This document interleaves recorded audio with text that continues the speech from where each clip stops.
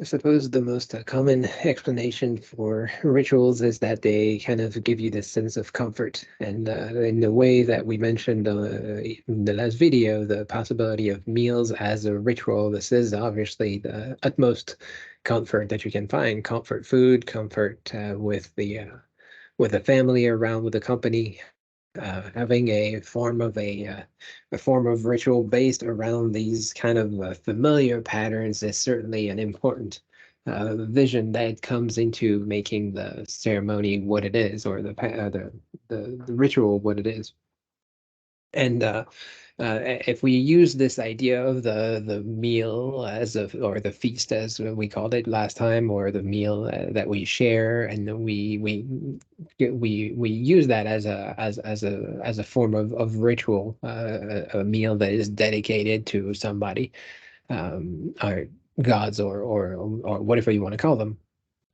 They are also a way that we can dedicate this to the people that came before us, the people who were driven away from us, the people that came together on that day, and the animals that were sacrificed to give us the food, etc. So there are a variety of ways in which we can reconnect our knowledge of the world with the existing pattern of religious practice that is in our lives. So the in the sense that it is possible to connect ourselves with the supernatural or to the sacred, and that it is also possible to connect ourselves with the profane. The possibility of finding these times or these places in our lives is especially important for people who live a life that is more or less meaningful, or more or less fulfilling, if you will. So the comfort that is brought about by the ritual is certainly important, and even to the point that sometimes the idea has been part of the as is described here, the paternal goal of religion as a measure of order, as a measure of direction in our lives. It is quite possible that the supernatural is directing us to the things that we believe are the best. And if our deities are providing us with these meals, then they are also helping us move through the problems that we might meet. So going back to the celebration of the Virgin of Guadalupe, Mexico's celebration of the Virgin of Guadalupe is a perfect space of mediation, reconfiguring differences of time, space, and through the principle of enculturation, local cultural ethnic differences, at least as these are ideally constructed by the Church. While the Vatican II concept of enculturation and adaptation of church teaching to the cosmovisions and understanding of others, especially indigenous cultures, was the basis of progressive and radical Catholic movements. Here we have a very different interpretation of the church's encounter with the periphery. It is one in which a benevolent and inclusive church is seen to be nourished by an authentic faith of local autochthonous peoples, as these are enfolded into the church's unifying paternalistic embrace. Um, so obviously there's a broader vision of social change that happens for religion, and well, I mean, this is not a class on religion per se, so we don't have much time to discuss or to address this. Um, but in as much as the ritual is not exclusive to religion, it is also possible to explain these aspects of ritual in the sense of the paternalistic, of the supernatural, of the spirits, of whoever is out there to help us. Now, we've talked about heroes not too long ago, those heroes that could most of the time appear as paternalistic figure, whether they are the presidents, or the deities, or the prophets, or whatever they might be. And the whatever here is certainly important, because different people have different relationships to their comfort, to the things that make them feel good, and perhaps a different function of who that person is. Now, in the context that is given here of giving the idea of the Catholic Church, which has an old male at the head of it. It is very easy to make sense of this as a paternalistic embrace, but as it is mentioned here, this is also a local autochthonous practice, a practice made by indigenous people who do not at least culturally necessarily associate their deities with a father, but on the other hand, will perhaps find that feeling of parent, that feeling of direction, just equally as meaningful as their own deities. And in voodoo, this is very clearly indicated by the principal character who is allowing those voodoo rituals to be performed. That is Papa Legba. And to make things a little bit more specific, so Papa Legba is a loi. Lois are that is the French word for law. So that is the right the symbol of order, if you will. And his name as Papa is a father, so he is a father figure that brings the law or that allows the law. And of course, as it is, as we have talked about last week, as a quote unquote zombie character, he allows the spirits of people to cross over from the realm of the sacred to the realm of the profane, so from the spirit world into the profane world, and to separate the zombie cadaver from the zombie astral. Um, so this particular representation here is from American Horror Story, but it is very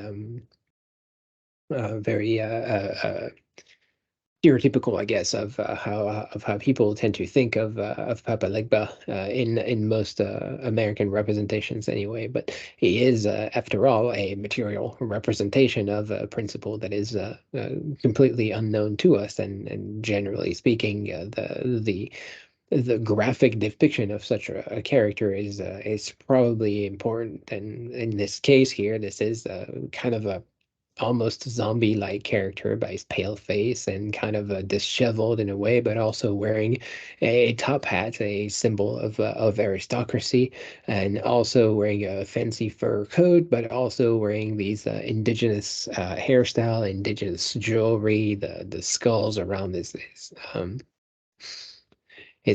hat band is really kind of all encompassing these different connections between the indigenous world and the European world and the world of the material and the world of the spirit.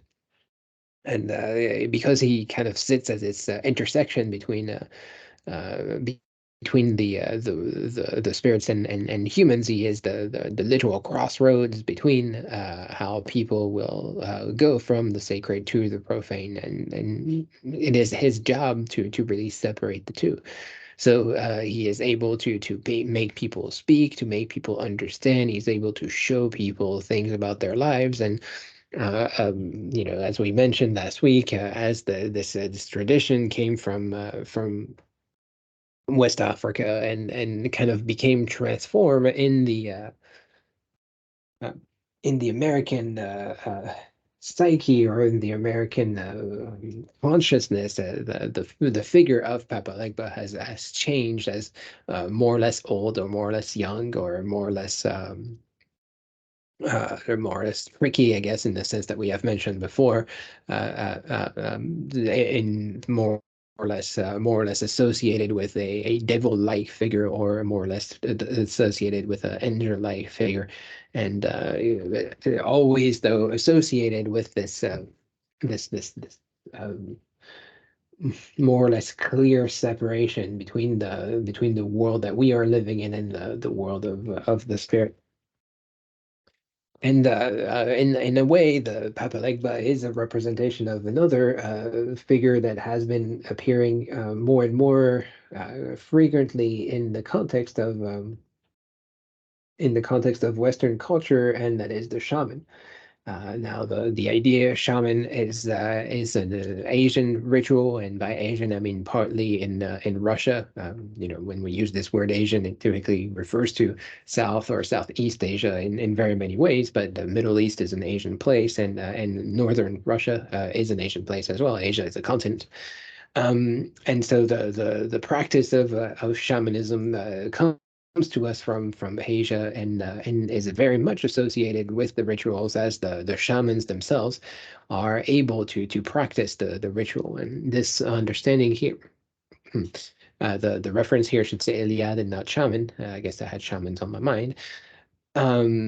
This reference here comes back to Mircea Eliade, whom we have talked about quite a bit in the last couple of weeks. The shaman is not recognized as such until after he has received two kinds of teaching: ecstatic, that is dreams, trances, etc., and traditional, shamanic techniques, names and functions of the spirits, mythology and genealogy of the clan, secret language, etc. This twofold course of instruction given by the spirits and the old master shamans is equivalent to initiation.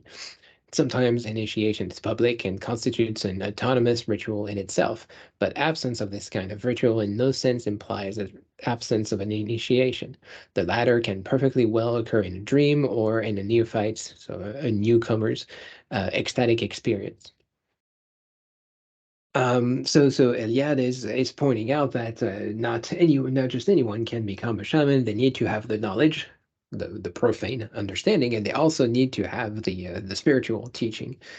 So ecstatic and traditional. So even their formation as shaman exists on the border of the spiritual and of the material. And more importantly, again, whatever the specifics might be, there has to be, as part of the process, this bridging that happens, because in the end this is really how the shaman works. Shamans are described by Eliade as a specialist in the technique of ecstasy. So ecstasy is a word that comes to us from the religious world. Of course, today it is associated with drugs, and this is no coincidence that, as we talked about zombie states being influenced by drugs, ecstatic states are also brought about by drugs, at least in the Western world anyway. So the more important part of here is that it is a ritual that is practiced. So through a ritual, the shaman is able to bring the spirit of ecstasy down to the world and to allow humans to experience this sense of being outside themselves.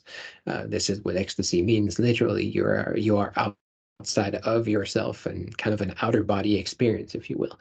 Now, and if we have to connect this with the world of zombies, you could also very easily argue that ecstasy is somewhat of a experience of death, living without our body, maybe a ritual death of some sort, maybe just a transcendence of our human condition, something that is not of our daily life, not of the hubbub, but something that is typically outside of our grasp, that is reached through these drugs. So experiencing this life outside of ourselves is helping us make sense of life as a whole, giving us this sense of perspective on who we are. And I'm sure you have heard this description of drug-induced states as a life of people being outside of themselves, kind of dissociating from the world, or even using drugs as a self-medication to escape the problems that they are living in their lives.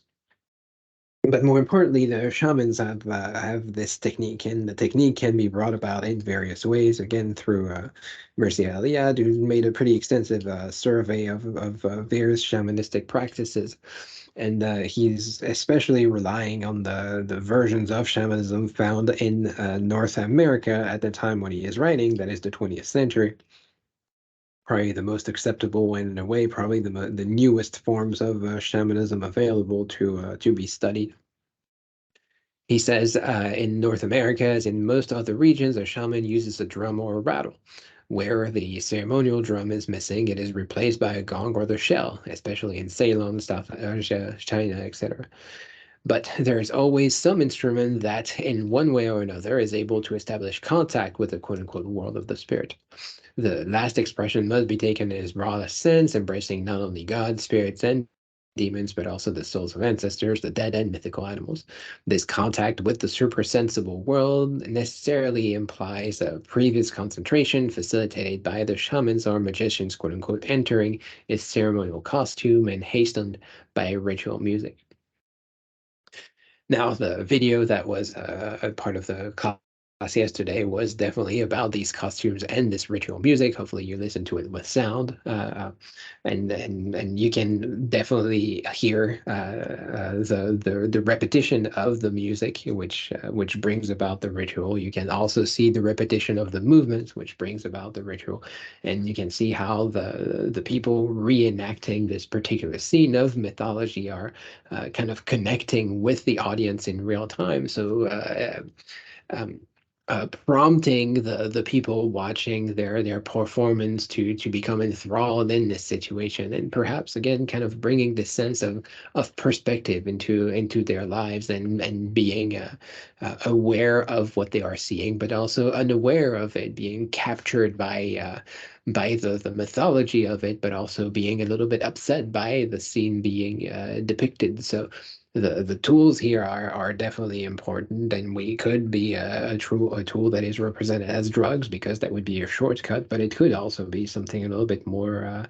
a little bit more abstract, you would say, like music or whatever. And so, in a more modern sense, the myth has been associated with the meaning that it brings to people, and this comes from Sartre, who, and as an existentialist, talked about the ritual of religion, and especially how God enters people's hearts through ritual. And he describes here this the ideal that can be called God.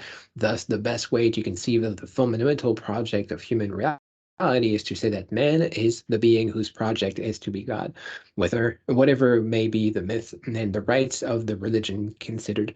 God is first, quote unquote, sensible to the heart of man as the one who identifies and defines him in his ultimate and fundamental project.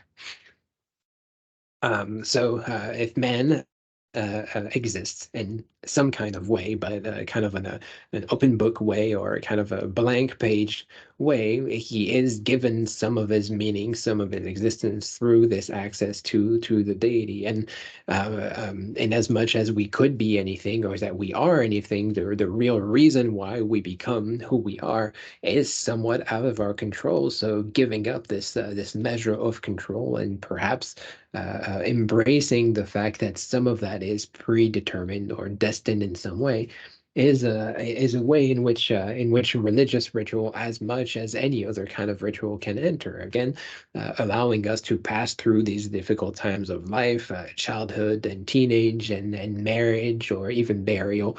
All of these different parts of our lives are connecting us to the grander order, and for all the things that we know about ourselves or about our life in general, the rituals are there to help us be part of that. So what if Sartre sees us that we try to become God? That is, we try to become in charge of our own future, and perhaps to understand our past in the way only gods would typically do. The role that is being played here for the supernatural is our the key to doing that, and certainly the people who are today seeking to take charge of their future will also try to take charge of their spirituality as part of it, because that is the parts of our lives that we can control, and that we wish to control perhaps more than anything else.